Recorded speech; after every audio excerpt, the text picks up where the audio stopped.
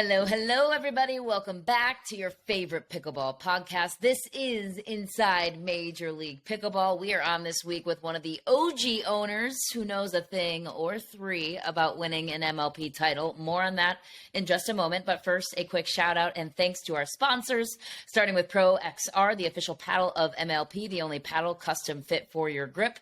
Knockaround, the official sunglasses of MLP, quality shades that won't break the bank. Or Organic, the official nutrition partner of Major League Pickleball. Transform your health with plant-based nutrition from Aura today. As always, I'm one of your hosts, Mish McMahon, former Michigan volleyballer, current sports broadcaster, and one of the voices of Major League Pickleball. So excited for the upcoming broadcast in now less than a month in MLP Daytona. Joined as always by my counterparts, the infamous four-time Survivor contestant, former pro cyclist. He's now the father of a bunny that he found in his garage. Bad news. Bad news. He is Tyson Apostle. And of course, former pro and Olympic volleyballer, future pro pickleballer. He is on his way, perhaps in the supplemental draft coming up. Casey Patterson. Are we entering that, Casey? Yeah, I mean, every time. I'm just like the kid on the bench, just eager, legs just tapping, staying warm, jumping jacks in the corner, ready to go. Let us in. Yeah. I too rode the bench at the University of Michigan. Don't look at my stats. And now, for who we are all here for this week, Ritchie Tuazon, the owner of Team BLQK. Only 5 teams left, by the way, of the original 8 from the preliminary season in 2021. Richie is one of them. Richie, welcome. We're so happy to have you on this week. Thank you for joining us. Let's begin with the topic of, I guess, how you've seen Major League Pickleball grow. You were there from the beginning. What made you excited about investing in this league, first and foremost, and how have you seen that transpire in how much it's grown in just a couple of years? Yeah, well, first of all, thanks for having me. Really appreciate what you three do for MLP and for the sport in general. Yeah, I guess like all of you, like the second I played pickleball, I just felt pretty hard. And once you know you've got something good, it's not really rocket science to try to figure out how to either monetize it or get more involved. And so when I first met Steve and Brooks, it was actually through Christine McGrath, who actually played really well in Mesa for the Atlanta Bouncers. So shout out to her. She introduced me to Brooks and Steve in the summer of 21. And when I heard Steve's vision, it was sort of a no-brainer. It was only $100,000 to get in at that point. And obviously valuations have skyrocketed. So it just felt like a really easy way to get involved in pickleball, and the rest is history. It kind of just, it's like every month it just grows and it gets more popular, and I feel like I just got lucky that I was able to kind of, get introduced to the sport at such a relatively early time. That's so funny because it's the same. As soon as you play, that's all I could think about. Like, oh my gosh, this is insane. Everyone can play. Anyone can play. How do we figure out a way to make money doing this so that we can play more, so that it lets me play more? It's crazy. It's so true. Yeah. When you were saying that, I was thinking the same thing because it went through my mind. I was like, the second I played, I was like, anybody who plays this is going to fall in love immediately. And if I can just start sharing it with the people that, pay attention to what I'm doing, then I'm doing my part in making this thing grow. And so, Richie, you invest in this MLP thing right off the bat. You get a team, and it's just going to be one event. Like at the time, what was the future of Major League Pickleball? Was it just going to be like let's do one event and see how it plays out, or there's going to be more in the future? We're building something here. What was the vision at that point? Well, I think Steve accurately realized that pickleball is just inherently different than tennis, in that tennis is largely a singles game and pickleball is largely a doubles game. And when you have a game that is mostly a doubles game, it lends itself to a team environment better than tennis does. right? And so he saw that. He took the initiative to start a league, and he had a pretty good idea in terms of trying to get some high-profile owners in the door. So before I even had my first conversation with him, James Blake was in the door, Brene Brown was in the door, Mark Lazary was in the door. By the way, did you see the news this morning of Mark Lazary? No, what? I think he's selling his shares in the Bucks at a $3.5 billion valuation. They're pretty exciting news. Wow. Wow. In the And he's world dumping all of basketball. that into MLP. You know, I don't know what he's doing with it, but I'm hoping he helps the sport grow. Right. This is an official request by all of us. I heard Please, he's a little donating bit. it to our podcast. Yes, Oh, that's what I that'd be heard good. too. Buddy, you heard the same thing. Oh, perfect. Wow. Okay. It's great news. But yeah, We're like thrilled. Steve got all those people in the door before I even had my first talk with him. So, I mean, we just owe so much to Steve and his vision, and really props to him and the whole team for kind of carrying out that vision, because I think what we all know, what we all see at these events is pretty magical. And I think we all kind of know we're involved in something really, really special. And none of this happens without Steve's initiative and his vision. Yeah. And you get to this, so you get to this moment, you buy into this league, you buy a team. Now you're tasked with picking the team. How did you go about that your first time? Because you love the sport of pickleball. You have your finger on the pulse. Are you doing this mostly on your own, or who do you have to help you? Well, in that first, I think I won that like horse race that Brooks does, and I had the first pick. So I think Ben Johns at the time was a no-brainer. Undisputed, yeah. Yeah, like Anna Lee was still kind of improving at that time, and she, I think she was the number one pick this year, but Yeah. back then, 2 years ago, I think it was pretty clearly Ben Johns. And I think I just got lucky that he and I tied out. I mean, I had started playing in January of 2021. The draft probably wasn't until September of 21. And I fell hard. And I spent like my whole day job is trying to predict the future in a way, because I'm in financial markets. Yeah. So I had some pretty strong opinions, and luckily Ben and I like tied out completely. So there was no friction there with Ben. And that team was obviously phenomenal with Irina and Coop and Rob Nunnery. Yeah. And did you, I mean, you have Ben Johns in your team in 2021. You have to expect high performance. Was there ever a doubt in your mind that you would be the champions that year? Well, I think it's a pretty fair format. Like, Ben didn't win this year, right? Yeah, In Mesa. and neither did Anna Lee. Yeah, neither did Anna Lee. I think it's a pretty fair format. And we were like we were a dream breaker away from not even making the playoffs that year. Yeah. And it took our 16th, at the time, it was like the 16th male pick, which was Rob Nunnery. It was his heroics in the dream breaker and that got us into the playoffs, that got us there. So he doesn't hit two of those like passing shots, and like we're not even in the playoffs. So I think most people would kind of just assume, oh, you have Ben Johns, you're going to win automatically. But it was really like Coop played lights out. Irina played great. Rob obviously, was the dream breaker hero. So I think it all just fell into place, and we got pretty lucky. Having Ben obviously was huge. But the way the snake draft works, it ends up being pretty fair. I don't think any team that has the first pick is automatically penciled in as the favorite.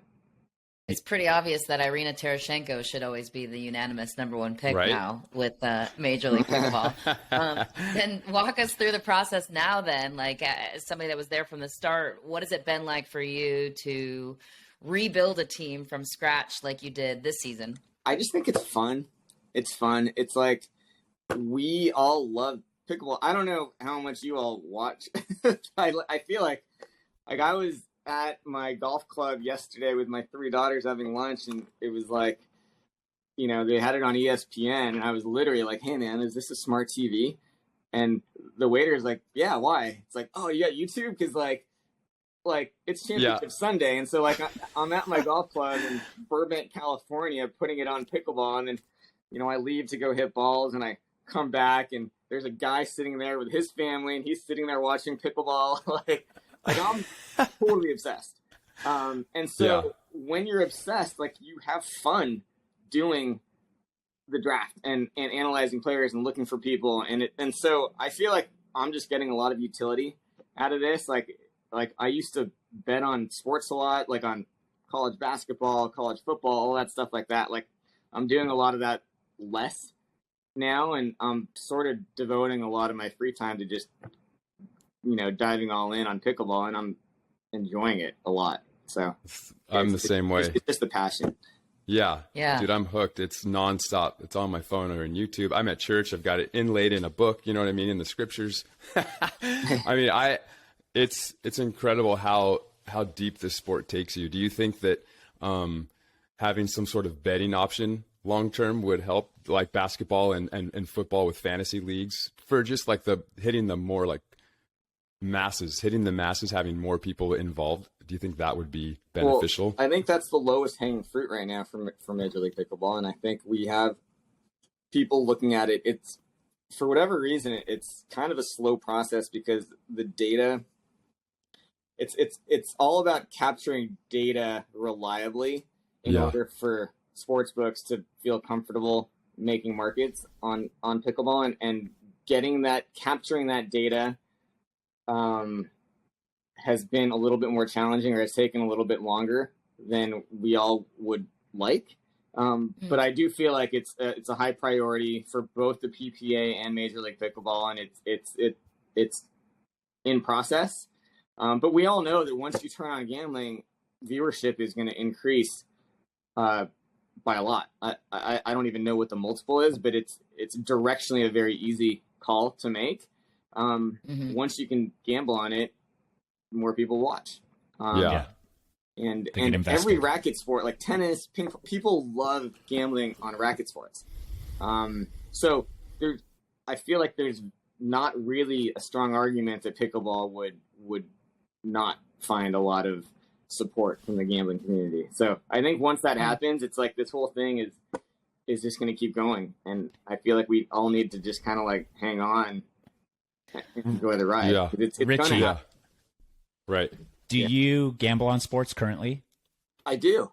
Yeah. So what changes does pickleball in its current state need to make before it can, because I also dabble in some sports betting, but I think like the line calls by the players are going to have to change, and there's some things there. What are the main changes you think the sport will need to adjust to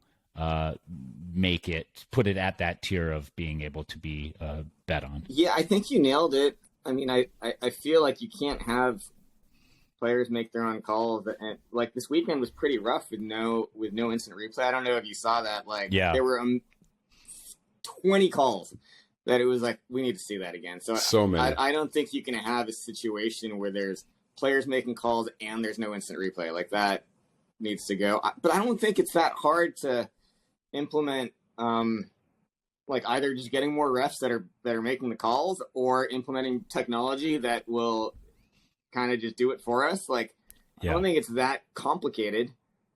We just need to, it's like one of 10 things on the list of things to do. And there are just so many different things that, like, the sport's moving so fast that everyone's sort of doing their best to kind of get all the ducks in a row.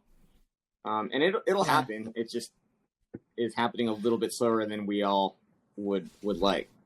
Yeah. I feel like the comparison there, like Casey, you can relate, like in volleyball, they have line judges. Their only job is to watch the line objectively and call it in or out. But then you still have room for human error there, I guess. But kind of going off of that topic of conversation, keeping up with how quickly the sport's evolving, what are some of the traditions you want to keep with Major League Pickleball? And then what are some of the aspects of Major League Pickleball you're most excited to see evolve? Yeah, well, I think rally scoring is sort of, I'm actually curious because you're all volleyball people. Like, not me. Yeah. But he's too short. I mean, I kind of feel like it's the simplest way to It is. score. It'll be easier for new fans to kind of understand. Like, it doesn't really make sense to me that we keep side out scoring, but what do you two think? I'm curious, like, what do you think the best way forward is? I mean, I'm with you on that, especially when I think back to, I was a part of the transition. I think in middle school, it was still traditional scoring where you could only score points on your serve. And I look back at that, I'm like, oh my God, it was archaic. Like, I can't even imagine playing a volleyball game like that now. But the transition, it's always, people are resistant to change, I think, no matter what you do. But once you implement it across the board, I think it would make it more appealing on so many levels. Like, once you get the people that are resistant to change to buy into it, of like, it's just actually a simpler way to do it, speeds up the game, it's better for TV, there's so many more advantages to it, and I think it's more fun to play in. It just makes every rally that much more important. Like, you can't take your foot off the gas at any point in the match. Not that you can really do that now, but that's my opinion. What do you think, Casey? Yeah, I think it's going through the same evolution that we went through. I mean, I was the same thing. We went from a bigger court on the beach and no antennas and side out scoring to rally scoring, and the court became a foot and a half smaller all the way around the perimeter. And then we changed the ball. The ball became faster, right? Then we have antennas. And so we implemented so many things that made the game so much more TV friendly and like viewership friendly, because it was going fast. Every point was very intense, right? Versus waiting till it's match point for people to start like looking like they're actually trying.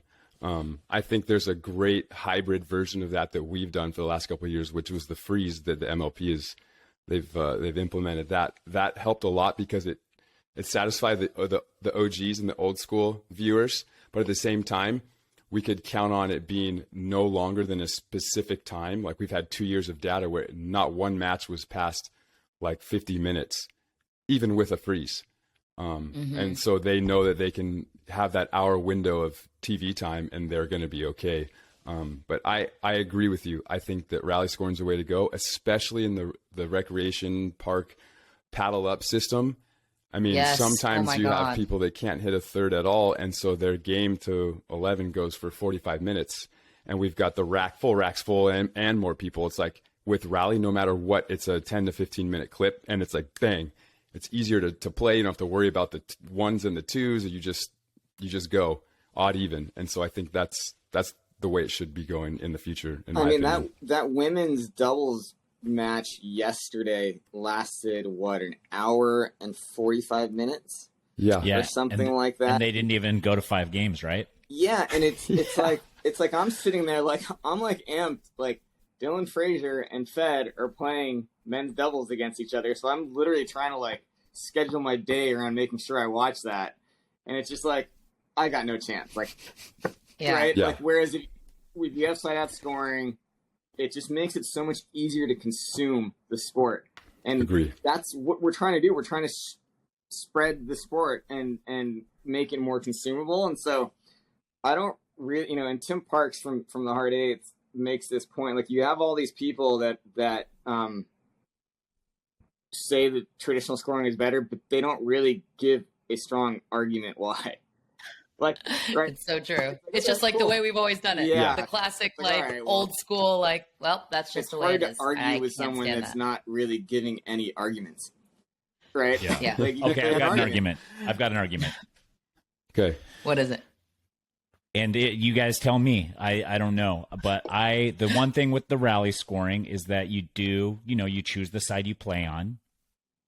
But I think to see a player's full talent, they need to play both sides. Yeah, but could you do rally with what? You just stack anyways. Could you do rally? You could with stack anyways, and you could stack, and that's something you could do. But like, there's also instances where somebody has to default to a side that maybe they don't particularly want to play because the other player's stronger and is going to be over there or whatever. They get to choose first. But I think, and I don't know if that's right or wrong. No, Is it okay for someone to just be like, I'm just a right side of the court player all the time, no matter what? That's where I'm playing. Sorry, everybody else. I have no experience on the left-hand side of the court. Yeah, even if you're stuck serving on the left, you can still stack and switch side. It's only required to be on that side when you serve, right? Right. And receive. Sorry, serve and receive. But besides that, Like Yeah, you can float around however you want, like the original. I feel like if you watch the pros, like if they want to be on a certain side, they're going to end up on a certain side. And Right. It's like zero Doesn't trouble matter. to get there. Right. Like It's part of yeah. this.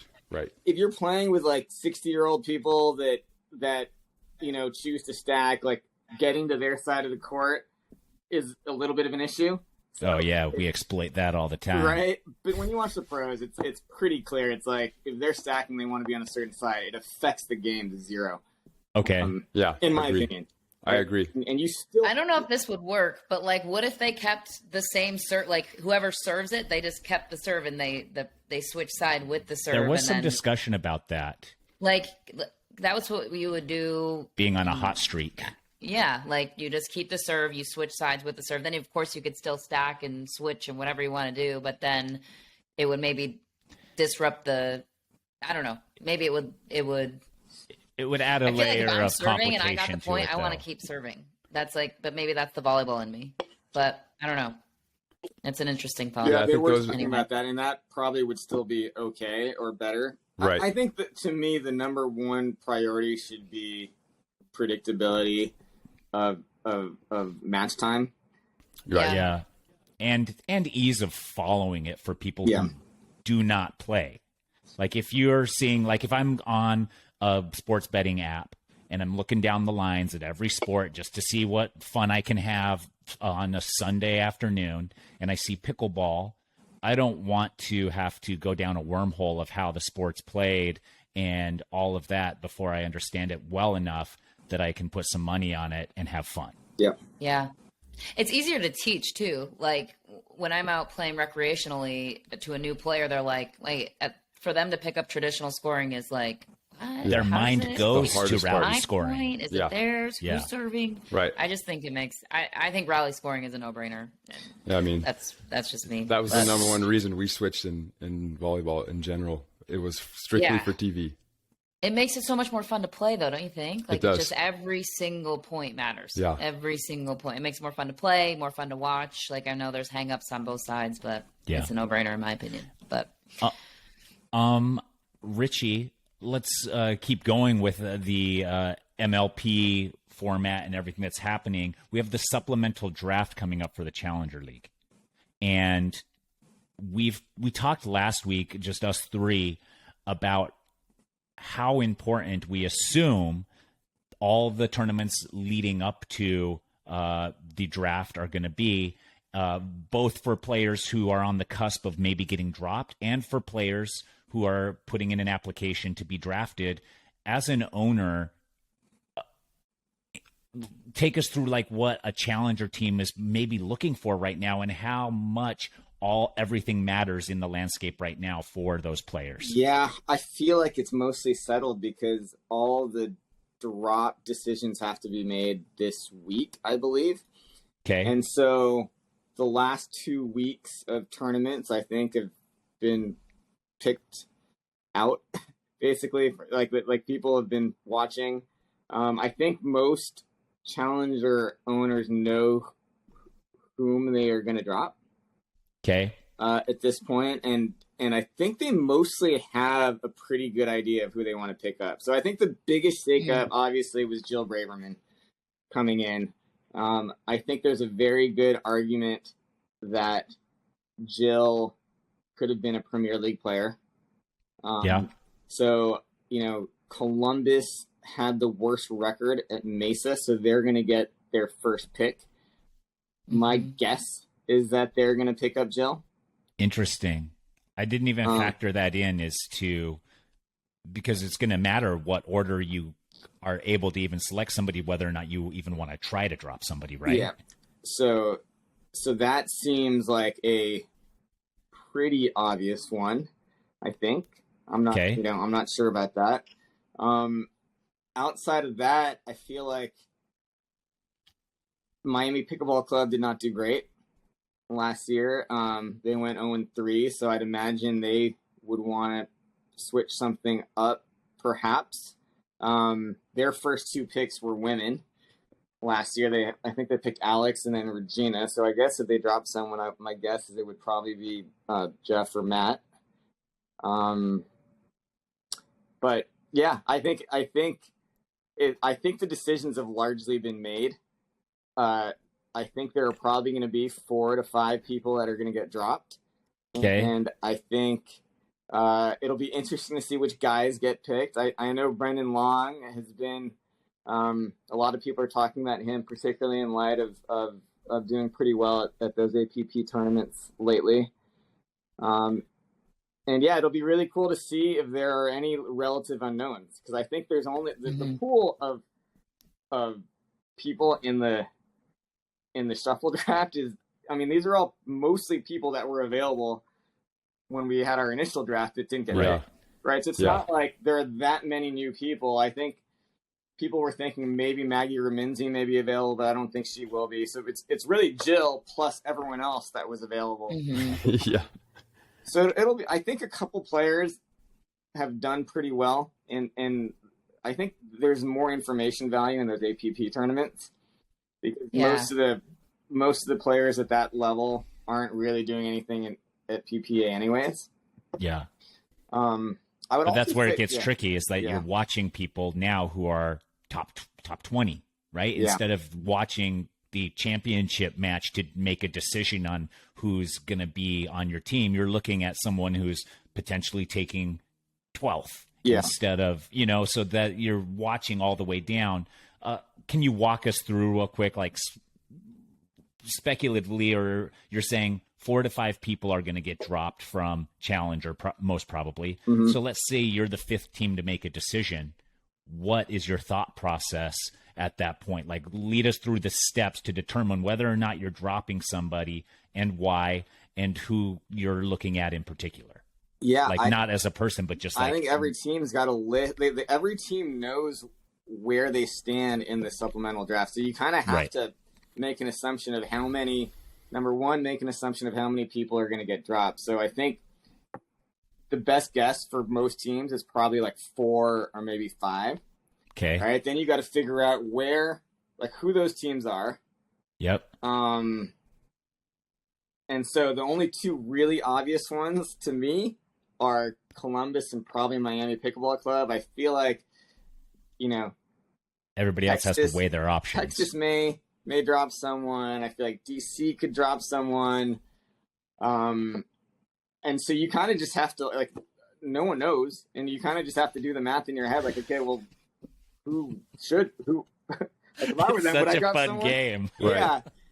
And so let's just say it's like 4 or 5. Then you got to pick out who you want and where you think other teams will pick.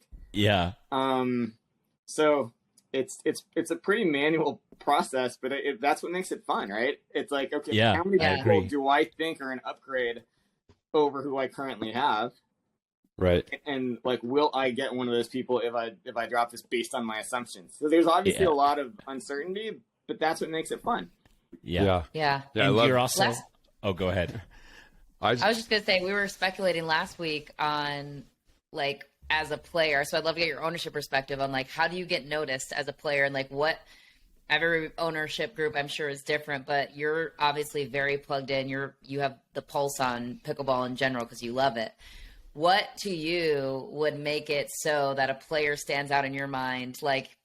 Drawing off the Sam Querrey example, he sent out his email to all the owners and pled his case. So if you're at the challenger level, what to you makes you stand out as a player from an ownership's standpoint? Are you looking for them to be good team players? Are you looking for the players' feedback? What's your idea of somebody that could jump out in your mind? I think every owner is different, right? From my standpoint, I just want the best pickleball player. I think so much has been made about energy and that being a differentiating factor in MLP. And I look at players like Rafa and Anna Bright, and I'm they're just really good at pickleball. They'll yell and they happen to win a lot. But it's not Thomas Wilson's the loudest dude on the court. He's pretty mellow. You watch him, off court and on court. He's a funny guy, but he's not he has so much energy that he really stands out. But he crushed it at MLP. He's just good at pickleball. Yeah. He should not have slipped to the 45th pick. So I'm honestly like, I try to not even overthink it. It's like I'm just trying to like look at scores, watch pickleball, and try to pick the best pickleball players. Now, there are teams in the DC Pickleball Club wanted a marketing boost. Like they were very transparent about that, and that contributed to them picking Sam. But other than that, I feel like everyone is trying to pick the best players. Some teams put a lot of emphasis on energy. I felt like that, like that's not my approach. I just want to find the best players, and I do think that it's important to make sure that the chemistry is at least okay. Yeah. I mean, there are definitely some players don't want to play together, and you don't. That definitely is a game changer. But that's what we want to see as fans. Yeah. Yeah, I would love to see you. Funny, like in the Challenger League and the Premier League, there are a lot of players that will refuse to play with other players. Yeah, right. Like no matter what, at all costs. Like it happens I won't play. Yeah. Way more than. Give us the tea, Richie. Who is it? Yeah, right. And, Don't say. I'm kidding. Yeah, I feel like I shouldn't say. Don't say. I'm kidding. Don't. Yeah, We'll you can find see out. that, and that's the word of mouth. But I guess my advice to players would be like, you definitely don't want to be the player that like has a list of like 8 people you don't want to play with. Like that Right. just makes you less draftable, right? Like I feel like if you were to give advice to a player, it'd be like, hey, like try to get along with people, because then you're going to be like more desirable as a player. But definitely having a pulse on who does not want to play with, someone else, and that list of conflicts, I guess, is pretty important to keep a pulse on. And do you think that's why Casey's not in the league right now? No, I just have to be a better pickleball player. Oh, okay. That's it. Yeah. Yeah, I was actually like, oh man, I should probably look up your scores. I'm here. Seriously, Casey, what's the update? When is that happening? You keep teasing us. I've got to play more. We did a Rad Moneyball event yesterday and had a bunch of teams. No, but beat the top pro teams that were there, so it was fun. Like, it just gives you an eye into what you're capable of. Right. My peaks and valleys are very high and low because it depends on who I'm with and the group I'm playing with, right? I'm very much like a chameleon. If I'm with gnarly athletes, I play like a gnarly athlete. If I'm, you know what I mean? Which is the downfall of somebody new to a sport, is that you don't have your identity set, right? You're like, oh, I just am kind of playing to whoever I'm with. And that's kind of my style. If my guy's playing smooth and consistent, that's what I'm going to do, So I think the better you get, the more you realize what your identity is and your like staples and your foundation of who you are as a player and what you can count on, right? So just a quick update on Casey Patterson's results. Yeah. Okay. Oh my gosh, this is so bad. The last tournament I see on pickleball tournaments is nationals, where you played in 5-0. Yeah. Not your strongest showing. I don't know. No. What's this? Was it your partner's fault? And lost a 3-set battle. You refuse to play with that partner again? Yeah, he's the guy that's kind of like locally, that's kind of like Jude. He is a firefighter that trains a ton, and so he's the guy that I get to drill with a lot, and so we've just become close. And so his partner couldn't play, and so I filled in like 3 days before. It was like very last minute. So we need to let teams know that. Yeah. That's key data. I guess let's follow this. Richie, I don't know if you have a good answer for it, but like Casey, a perfect example, somebody that is an incredible athlete and could have a high ceiling in the sport, trying to break into the pro circuit. As an owner who's aware, what advice would you give to those players? I mean, there's a couple of players playing on the APP right now too that are former athletes that are on their way to a potential pro pickleball career. How do you break through that threshold? Yeah, I think you just need results. I mean, it's got to play more. I think it's a combination of luck. It's like you try to play as much as possible, and if people see your game, you may get, like Lacey Schneeman was a good example of someone that didn't really have the pro results yet, but she played enough pickleball with enough good players that people identified her as someone that really good.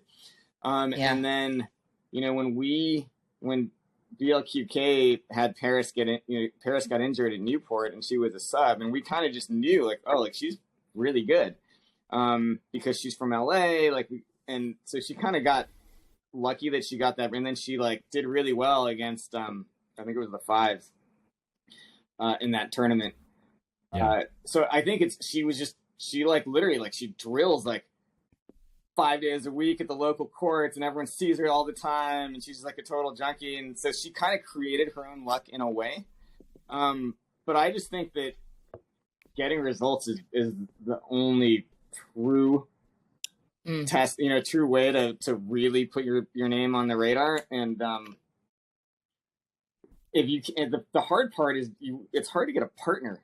Yeah. If you don't have, right? So it's like, I always that's say, part of having results is start, having a partner. Yeah, start. You got to play singles and do pretty well in singles. And if you're only a doubles person, then it's going to be tough. You just got to play until people see how good you are. But I feel like if people are really good, eventually it'll happen. It just, the speed at which it happens may vary depending on luck. But if you're that good, like, people are going to see it and know it, and eventually the cream will rise to the top. Right. Yeah. Yeah. Like So, you mentioned Brendan Casey. Long earlier. Like, he's a guy that I've become good friends with because last year he came out here, and then, he came to one of our big Gold Series events in Chicago, came in. And so I've known him for a while, and he is incredibly good at pickleball, but not, social media isn't a priority for him. And so from the outside, from a viewer, we were like, who is this guy? But when you know him and you play with him or watch him, he is nasty. He's really good. Yeah. I mean, I think he's going to be picked up in the shuffle draft, right? He got gold? He got gold in his last tournament, beating Hunter in Paris, right? Yeah. So it's huge. Yeah. And that's exactly what you're talking about. Eventually you become that. It's just a matter of time and being out there and getting those reps in a tournament. Casey. Yeah. You can do it. Yeah, that's what I always tell kids that want to play volleyball. They're like, what do I do? I'm like, you got to play as many tournaments as you can. Yeah. And you got to start winning at the level you're at. And the more you learn to win, the faster it goes. And the better partners pick you up and they see you, and you got to be in the circles. I bet if you didn't have 5 kids, that's you'd be able to play that's my more. my Achilles heel.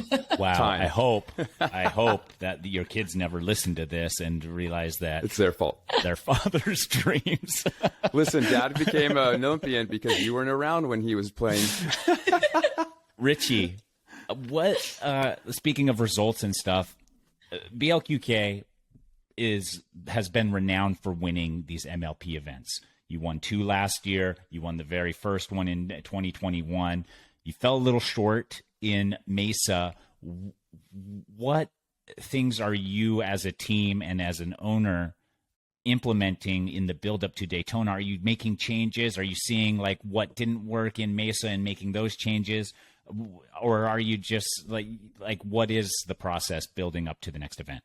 Yeah. I mean, I feel like we have a great team with some gym rats. Fed and Dylan play every single tournament. They're getting better at every single tournament. They were both playing on Championship Sunday. We have a group text, and we're talking about things we could be doing differently. But honestly, we were 2 points away from the playoffs, and we didn't have our full squad. Right? Yeah. Maggie was out with an injury. So we actually feel pretty good about where we stand as a team. But yeah, we're always looking to get better, and we're always trying to notice things. And I think we all communicate quite a bit, actually. Is with Maggie being gone the first event from an injury, that's also adds a layer of unknown to what maybe could have been, but also the synergy within the team with Maggie being there and being healthy. So I guess that's a hard question mark to navigate without seeing it in action, right? Yeah, I think sometimes the ball just doesn't bounce your way, right? It is what it is. We're hoping she's back for Daytona, but if she's not, then we're going to fight with whoever we pick up. But there's literally nothing we can do. Yeah. Right? It Yeah. is what it is. And it was, I mean, those, Fed, Coop, and Dylan played so well. And Megan Fudge battled her butt off as well. It was just not enough. It's like hard enough to win these things with your full squad. Like to not have your full squad, it's really tough. And to be, again, we were 2 points away from being in the playoffs. So we feel really good. I don't know if you all watched, but I feel like Fed and Dylan are playing great. They're playing insane really right now, good. right? Really good. Fed especially. Yeah. Dethroned the king. Oh, the in confidence singles. level for him is going to be, it's tripled. And he came up with that new signature shot where he rushes the net into the kitchen and then he gets hit by a ball in the face. I saw that he advertised that cool signature shot on his Instagram, which I thought was very strong play. Shout out to Fed. Yeah. I loved it. But yeah, they've both been playing lights out. And I think last week, Michelle, you said, like, if you have Federico on your team right now, you've got to be feeling really good about your chances moving forward. I mean, he's so competitive. It's just like, the guy's going to be fighting tooth and nail to get the W. Yeah. And I think he probably took the loss to Andre and DJ on that Saturday morning. I don't think it sat well for either him or Dylan. I think they're going to come out pretty fired up in Daytona. So it's going to be fun to watch. Yeah. And because of MLP and because of the team situation, is that why we're seeing Federico and Dylan playing with each other now at these tournaments? Because Dylan has historically always played with J-Dub, right? And so I don't think they're playing. Are they playing together? I don't know that they have anything on the calendar together. I think Andrea and Dylan put some things on the calendar because they got drafted on the same team. Right. But I don't know that Fed and Dylan have anything penciled in. Are going to play together. Yeah. Yeah, I don't know about that, but I think they get along pretty well. Like I mean, they were playing basketball over the weekend. That was pretty funny watching. We needed more live stream of that. Yeah. Yeah. I don't know who's the best basketball player of the four of them. Fed says it's him, but I feel like Fed would say that about literally anything. Anything, right? Pretty confident dude. Yeah. That's awesome. Before we go, once you have these next two events, BLQK will then become a challenger team for the remainder of 2023. And we talked a little bit to Adam Banky at DC Pickleball team a couple weeks ago. And he was saying, like, part of the beauty of being in this MLP and being in this startup league is you have some input into the direction the league actually goes and some of the rules and some of the changes they're making. And Adam had this interesting idea to, as a challenger team, be able to keep players from the challenger team you own, bringing them into the premier level if you want to. As a premier team owner currently, what adjustments are you going to have to make to moving into the challenger league? Yeah. Well, first of all, I think it's going to be pretty hard to do keepers. I don't know. I feel like that'll be a feature at some point. So I think they would just have to draft him and, maybe Stefan. I think they'd be able to get Stefan. I don't, you know what I mean? Like, I think they're fine if they want to keep anyone. Yeah. So when we go down to challenger, again, it's going to be just picking the best player. Yeah. Just it's not straight like, down the line, the best players. Yeah, not complicated. I mean, obviously, we're going to be thinking about left side, right side, and Man or woman. plays well is that going to matter? Do we have singles, and we want to make sure we're solid for the Dream Breaker. So that's all going to go into account. But I think we're gonna try to put together the best team. I don't think it's very complicated, actually. Yeah. Yeah. Yeah. Okay. That's refreshing to hear, because I always am like thinking like people have this board, like Beautiful Mind, Russell Crowe, just with like algorithms written out and everything. And then they're like, okay, this person matches with this person and this energy's good, you know, adds a couple points here or there. But maybe I'm overthinking it. But I think all that information that you talked about, like, should already be in the general manager's head. Right. Okay. Like, Right. if you have a very good general manager, they're going to know instinctively that Vivian David only likes to play the right. They're going to know instinctively that the Johnson brothers don't love playing with certain people. They're going to know instinctively, like, a lot of these things. So I'm, you know, like, even for me, like, I'm in the process, like, you know, as a pretty selfish advertisement right here, like, I'd be pretty open to taking on an assistant GM for the Black Bears, that someone that just has a repository of pickleball information in their head, to help on draft day and to help me think about things that I haven't thought about before.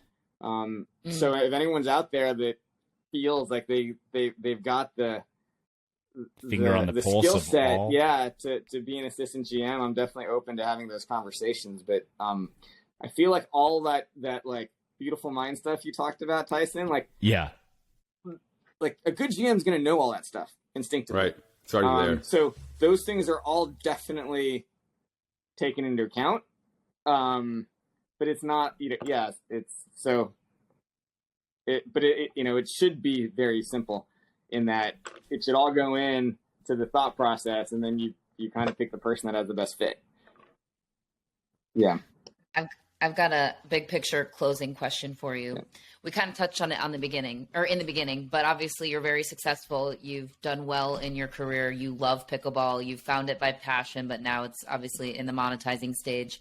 Why, as somebody who's obviously good in finances and investments, why is this a good investment? Not only because you're passionate about it, but for the future of pickleball, for those that are, I think we're past the phase that now people are saying it's a fad, but to you, why is pickleball a good / safe investment in your opinion with the future in mind? Yeah. So I feel like a lot of people are citing 35 million people playing, but that study was done by like the APP. So I'm like, I don't know if that's true. Like the Sports Fitness Association or whatever just had it at like 7 or 8 or something like that, like a year ago, and then now APP says it's 35. I don't know what it is, right? Like, let's call it 15. That seems like a good safe number. But given what we all know, the four of us all know, it's super fun. It's super democratized. Like, I'll take my daughters, I'll take my parents, I'll take my in-laws. Like, people can all play together, and it's there's literally no other sport like that, and it's fun as hell. Like I think the four of us all believe that number will be 30, 40, or 50 at some point in the next 10 years. We don't know where it's going to get to, and if we do get to those numbers, it'll be the most played sport in America by a factor of 2, I believe. Wow. So if you think about the market cap of golf, which to me is like the most analogous sport to pickleball, right? It's like probably not that fun to watch for people that don't play, but people that play get like super passionate about it and like love it. Like, I just think golf is like the exact perfect analogy, and we all see how much money gets poured into golf and how much golf is worth, right? Yeah. And so if we're all going to take a view that pickleball will be golf or greater, then there's still a lot of investment opportunity around, right? Yeah. And so it's just a view. I think the four of us share the view that we will be golf or bigger, right? That's why we're here. Yeah, right? 100%. That's why we're here, and that's why we're trying to stay involved and try to figure out how we can make this a bigger part of our lives. Yeah. That's our belief. I think some people don't believe that, and that's fine. And I think we're all going to kind of do our thing to try to keep growing the sport. And, you know, it just feels really refreshing that like 95% of the people that are doing this do it out of a genuine passion. Right. So to me, that feels like really real. It doesn't feel like people are doing this because they think they're going to make money. I think there's a good amount of, you know, there's some people obviously that are here just because they see dollars, but I think we all know that it's so genuine that it makes it a lot easier to devote a lot of time and passion and energy. Yeah, this much growth without $1 million, $100 million contracts means everyone loves it because we're really for the love of the game right now. Yeah. Yeah. So I don't know. I feel like as long as that like continues to be our North Star, like the rising tide will help all right. Will help all ships. Right. So that's, I don't know. I think it's just been exciting. It's been literally less than 2 years since crazy. Steve even came up with the idea. And it's like, you'll go and look at these crowds now in Mesa or even like Minnesota. Like these are real crowds that are really into this. It feels like it's happening. So It's cool. yeah, I'm just excited to be part of it. Yeah. Yeah. And thankful to you three for doing what you do. Because I think you three are all helping grow the sport as well. Thanks, Thank Richie. you. It's so fun. Yeah, It's fun. It is. you. It's really And cool. want to thank you so much for your time, Richie, and best of luck in Daytona with BLQK. We'll be cheering for you. We cheer for all the teams, but we have our favorites. Yeah. And that's it. So everyone listening, if you missed any of the action in Mesa at the first event of the season, you can go on Major League Pickleball's YouTube channel, or you can go to majorleaguepickleball.net and find links to all of the past matchups. You can find any news on upcoming events, etc., all the team breakdowns, and you can follow them on all social media channels as well. Again, thank you everyone for tuning in. We will be back next week. Bye.